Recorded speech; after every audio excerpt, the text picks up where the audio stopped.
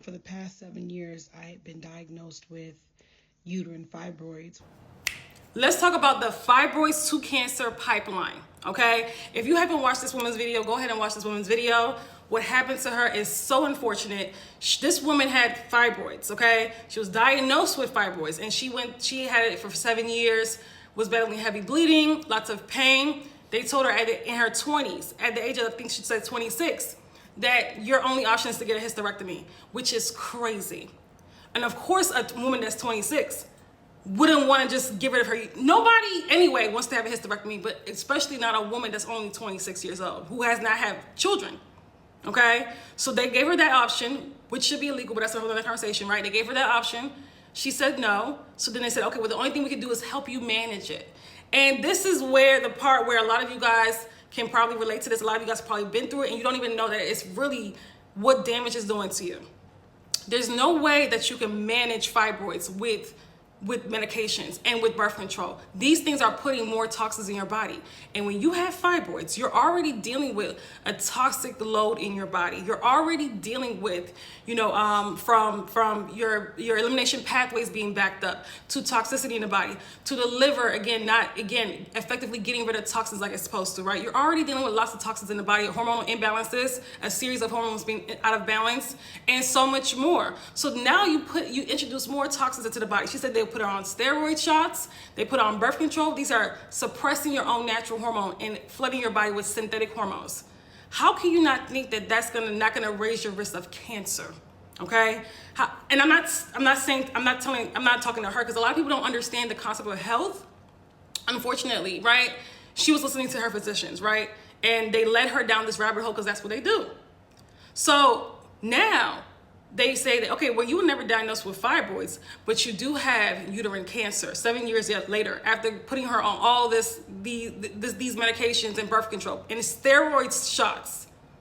So are you telling me that the birth control, the steroid shots, which gave her so many side effects, she said, it's like I said, because these things, like, they're putting synthetic hormones in your body does not recognize that stuff. It was like, what is this?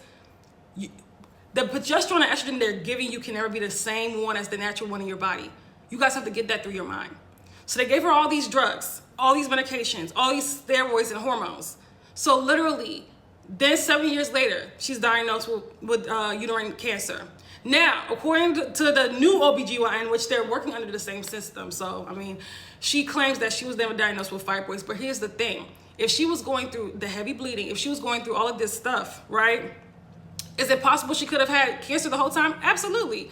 But I truly believe, and I would love to know what you guys think, the birth control, because this is what happens. The birth control, the steroid shots, all of these things were what gave her cancer. She may have had fibroids, she may have just had hormonal imbalances at first with the heavy bleeding. But what gave her the cancer, I'm sure of it. I'm like 90% sure of it, because I'm not her. I don't know for sure, right?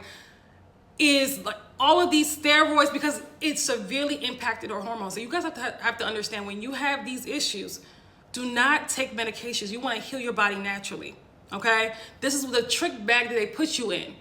Do you know how many young women are being diagnosed with uterine cancer now? I'm talking about 20s and 30s. And this woman is young, she's in her 30s. Because she said 7 years, so she would be in her 30s now.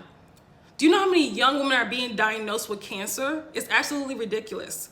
And in case you guys don't know, when you have fibroids, when you have endometriosis, when you have any of these reproductive health issues, you raise your risk for cancer, for certain types of cancers, such as breast cancer, such as endometrial cancer, because the precursor to that is estrogen dominance. Do your research. So when you have fibroids, yes, if you do not, like I said, get to the root cause of the problem, if you do not get rid of them, naturally, what can happen is that raises your risk of being diagnosed with uterine cancers and ovarian cancers. And as you can see, their symptoms they're mirror fibroids, because again, it's toxicity in the body, right? Of course, this cancer is more serious than fibroids, but if you're not doing anything about your fibroids, this could be you. This could be you. This is why I always preach this.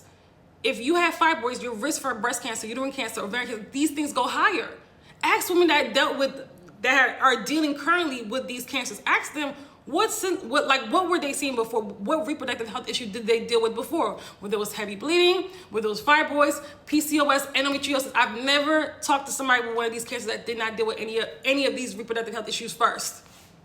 Okay? So understand, listen, when your body is showing you that something's wrong, and start to heal your body. Stop ignoring the fibroids. They're gonna be there and they're gonna grow more. Stop acting as though they're not there, and stop being in a frozen state. Do something about them.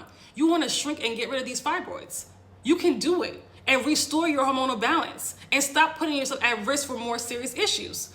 Unfortunately, this woman, more than likely, she does not know about the, natural healing. She does not know about holistic healing, unfortunately. But you see the rabbit hole they put her in, like 7 years of confusion and just of medicating her. And which it could have been misdiagnosis. I don't know for sure. But here's the thing. Why are we relying? I keep saying, why are we relying on doctors for our reproductive health? You guys, how many stories like this do you have to see to believe that you need to heal yourself naturally?